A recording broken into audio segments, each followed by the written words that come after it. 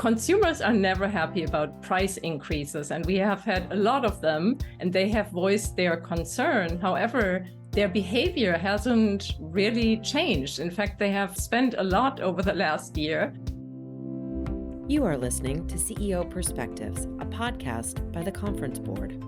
Welcome to this episode of CEO Perspectives, a signature series by the Conference Board. CEO Perspectives are conversations that take an objective, nonpartisan look at a range of subjects that matter most to business leaders. I'm Steve Odland from the Conference Board and the host of this podcast series. And in today's conversation, we're going to discuss what on earth is going on with the U.S. consumer. Joining me today is a preeminent expert in the U.S. consumer, Denise Dahlhoff, the Director of Marketing Communications Research at the Conference Board. Denise, welcome. Thanks so much, Steve. Great to be here. So Denise, this has been a really strange year. We've had a slowdown in the economy. Every economist in the world, not exactly, but most of them were saying we're going to have a recession, and it didn't happen. And it didn't happen because these consumers kept spending. What is going on? Yeah, it's really weird. I completely agree. So consumers are never happy about price increases, and we have had a lot of them, and they have voiced their concern. However, their behavior hasn't really changed. In fact, they have spent a lot over the last year, and there are different reasons for that. The first one is that the labor market has been really, really strong. The unemployment rate has been low. Wage growth has been high, often higher than inflation. So consumers had a lot of purchasing power. Some people also still had savings from the pandemic, from going out less, traveling less, and all those things. Plus, some even had stimulus money still. And in addition, one big trend that we have seen is that consumers have used credit way more. They have used their credit cards. There are services buy now, pay later, that people have used extensively, especially younger age groups. And I would also say that since the pandemic, the psychology of consumers has changed a little bit, in the sense that people want to live now. They have experienced in the pandemic that all kinds of crazy things can happen. And we have had, since the pandemic, other unexpected things happen in the world, including wars. So I think they feel like, live now, take care of yourselves. And that includes socializing, traveling, enjoying life with other people. And so that, I think, has been another not unimportant factor that has increased people's spending. Yeah, a really unique set of circumstances, I think, is what you're describing, unlike, any in modern history, where people were locked down in this pandemic and forced to stay at home, not go out anywhere, no restaurants, no school, no work. And you saw a real change in attitude based on that, didn't we? And people saying, okay, I can't sit in this tiny little apartment anymore. I've got to get out. I have to change my living style. A lot of them changed jobs. I mean, it was like, I can't take it anymore. I'm going to just change everything. And so now we're coming off that period. And it's I think it comes back to this consumer attitude, to the extent that you can define a whole market attitude, and you're an expert at that.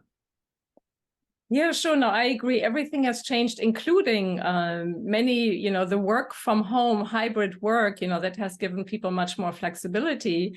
And that, we also see this whole attitude shift about, enjoying life, taking care of yourself. Health and mental health has been a big topic for consumers. And we see that in the changing spending patterns. Services have gone up a lot.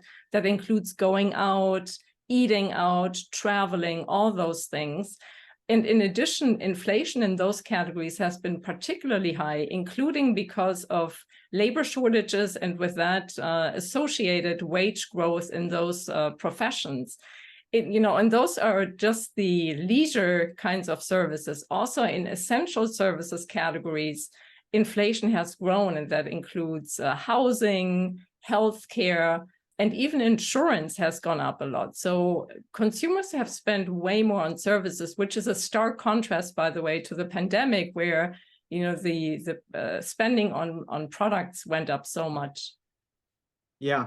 Now, this is unusual in another respect. Usually when you see a slowdown in the marketplace, companies go and do layoffs. They reduce their costs by taking people out because they're reducing it. You mentioned that we're at a very low, nearly historically low unemployment rate, which means employers are hoarding workers. They're not laying them off, and that gives an income flow that's a little more sustainable, and that people can count on, and so that changes a view of things as well.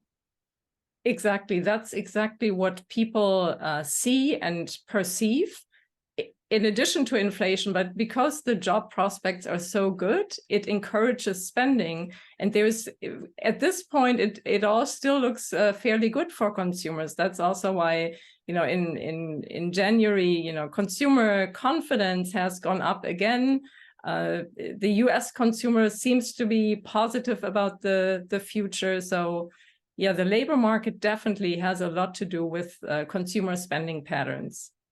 And we're talking about the U.S. consumer. The global consumer, or consumers in any local area are certainly different and driven by events in that area. For example, there's a lot of stuff going on in the world. Wars in the Middle East and Ukraine, Eastern Europe. For people who live in that neighborhood, that's a big deal, and their attitudes are driven by that. And so it's not that the U.S. consumer isn't impacted by these things, but it's just far enough away that it doesn't come into their world. Talk about the psyche of that. Yeah, I think the psyche, although there might not be an immediate and direct impact on the US consumer, I think it's this general perception like you can count on anything anymore, right? The next crisis just might be in front of the door. So live now. I truly think the psychology has changed a little bit. And, younger demographics are particularly affected by that. And I think they're often bringing, their attitudes or to the broader market. So I think we have had literally so many unexpected things happening in the last 2 to 3 years that people don't think there is like a real normal time anymore. You have to just look out for yourself and enjoy life now, because you never know what's going to be tomorrow. Yeah, a big difference. But they have to have money to do that. And as you said, their jobs are one piece of that. Another piece of it were the incentives paid by the government, the stimulus payments, and that fattened some balance sheets. But that's, talk about that. And also U.S. debt, credit card debt is booming. I think that's at a record high as well. That is true. The stimulus checks and the cut in spending by consumers during the pandemic has actually helped pay off credit, and that was very positive. But since then, once real life resumed, the stimulus checks were not given, were stopped. That has changed since then. And so now we are at a record high in terms of debt, which is particularly risky, because think of the high interest rates, which are gonna, everybody talks about there will be cuts this year, but they are not there yet. And in the meantime, people have to serve their debt, with those high interest rates. So that takes away purchasing money that people could spend on other categories. So that's certainly a red flag, and that could maybe affect consumer spending later in the year in the US.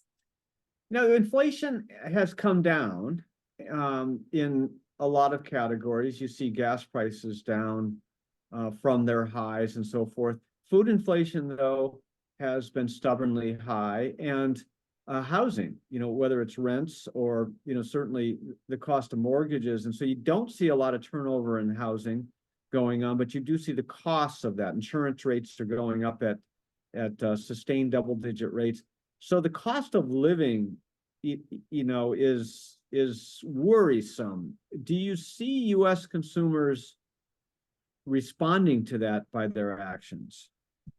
So far not. You mentioned all these essentials. So people have to live somewhere, they have to eat and so forth. And you also can't switch housing from one day to the next. You can change a grocery retailer maybe, or the brand, but not housing. So people are stuck with some of these expenses and can't do anything about it. And in the meantime, that takes money away from other categories. But, as I mentioned earlier, we haven't really seen a cutback in spending. And in fact, as I mentioned, all these discretionary categories have gone up as well.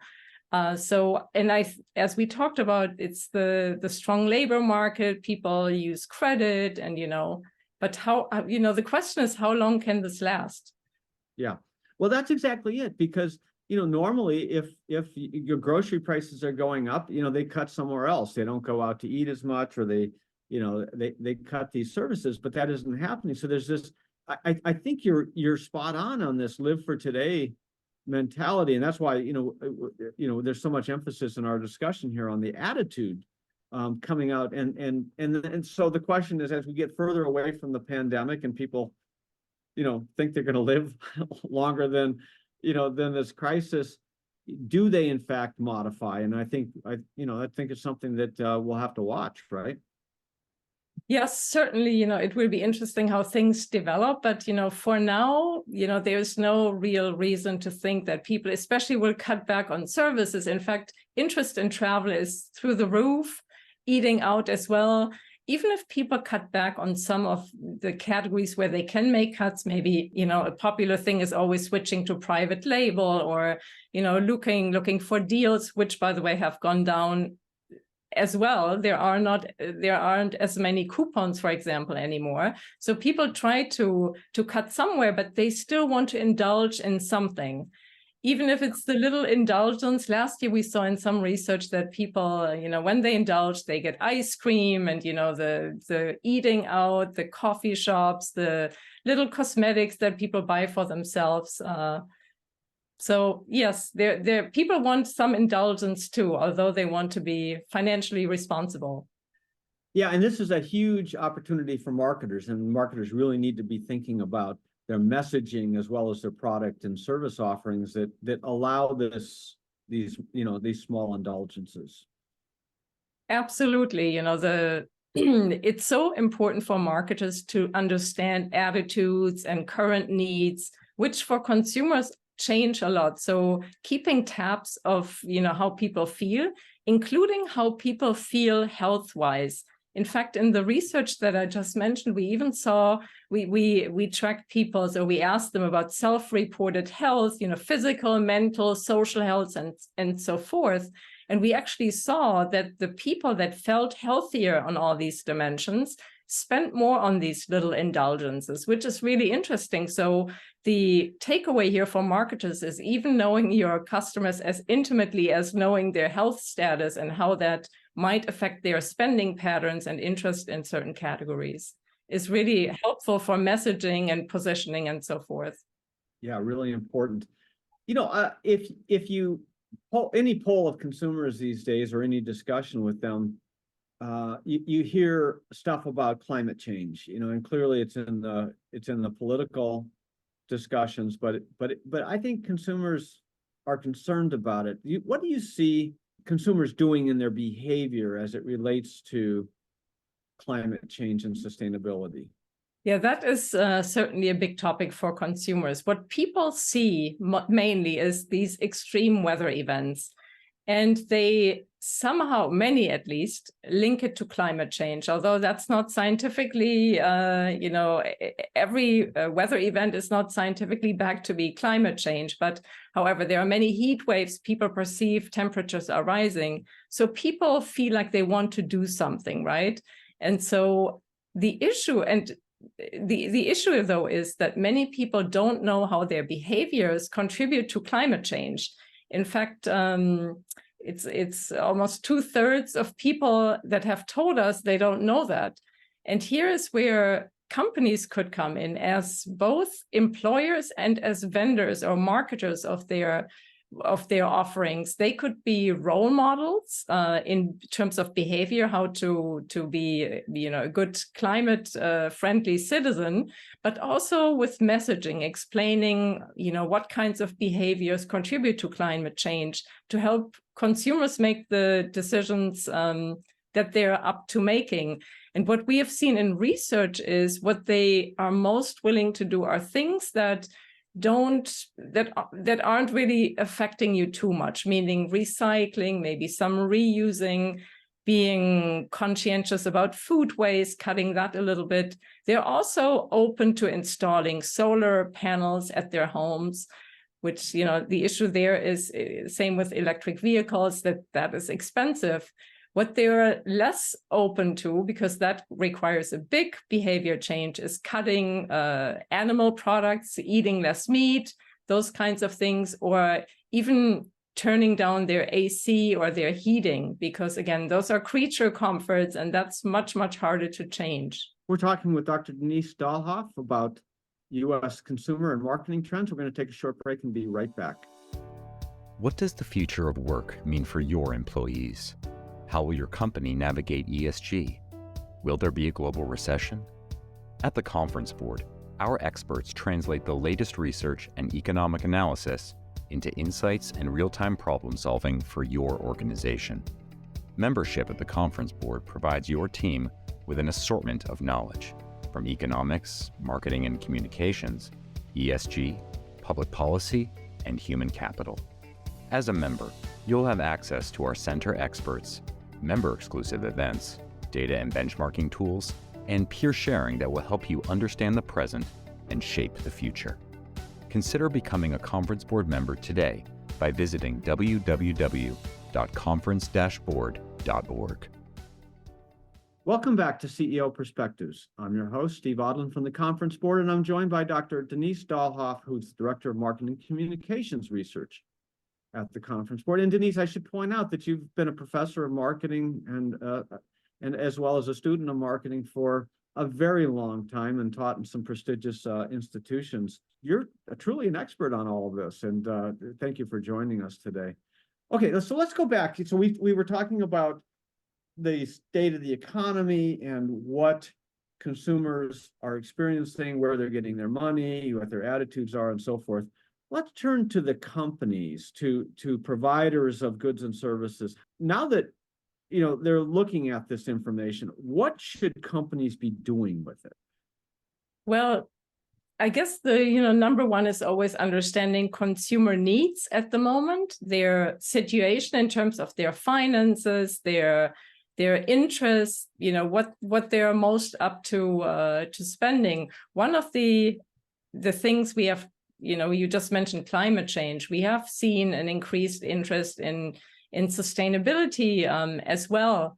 The interest in sustainability is not just to save the environment, but we have increasingly seen an interest in consumers in social dimensions, meaning companies treating their employees well, supporting the local community, and so forth. So people want to support brands often with their, they want to put their money where their values are. And so they like to support those types of companies. And often when you think of sustainable products, they also have additional benefits. For example, health benefits or better tasting food, health benefits, in food or cosmetics. So for the takeaway for companies here is also, when you think of a category like sustainable products, which is still a smaller category in the bigger market. However, thinking of marketing sustainable products maybe not just based on the sustainability benefit, but of all these associated benefits, meaning quality, taste, better health, maybe durability. Many, speaking of inflation before, many, like a more expensive brand, for example, could market itself by being more durable and therefore, in the long term, actually saving money instead of, when you think of the fast fashion model, for example, where people buy frequently but lower priced items, there could be an alternative for brands to position themselves as maybe a little bit higher price, but lasting longer. Now, we talked a lot about inflation in the first part of this discussion, and it's not that companies are raising their prices because they're just trying to fatten product margins. Their costs are going up the supply chain too. So, if a food company is raising prices because crop prices are going up and everything else, so it's happening all the way back to the raw materials. But I'm not sure that everybody understands. All the consumers understand that, and you have now even the U.S. president going on television and talking about shrinkflation and some of these tools, and there seems to be a risk here to companies that there could be a big backlash, and that grocers could be criticized, retailers could be criticized when in fact all they're doing. So there's seems to me a communications gap. What can companies do to close that? Yeah, that's a really big question in the marketing and communications field. So a good practice is always transparency and honesty. I've seen some businesses that have been very frank, and they said we have, especially small businesses, interestingly, maybe because they have such a close customer relationship, they actually talk with these people maybe on a daily basis even, but communicating, our input costs have gone up, and while we have held back price increases for a long time, we now have to increase prices. So that's probably, number one, being transparent and open. To your point about, hearing remarks about your own company from somebody in the press, you want to avoid that shrinkflation and greedflation and skimflation, whatever other labels have been used. So you want to get ahead of that. There are actually some companies that even break down their cost. For when you think of airline tickets, they often break down the fare that goes to the airline, and they also break out the tax. And often you see that the tax component is actually much bigger. There's also a fashion company called Everlane. They break down their cost in terms of material, labor, transport for each of their items, and even show where the item was made. So transparency in those kinds of ways is certainly goes a long way too. Again, try to get ahead of any comments in the press or by your partners. There was a case recently in Europe where a major retailer, Carrefour, took out the Pepsi assortment because of the high price increases. And they actually made this very public by posting signs on the shelves where typically customers find the Pepsi items. And they said, we are no longer selling this brand because of unreasonable or unacceptable price increases. So you definitely want to get ahead of that.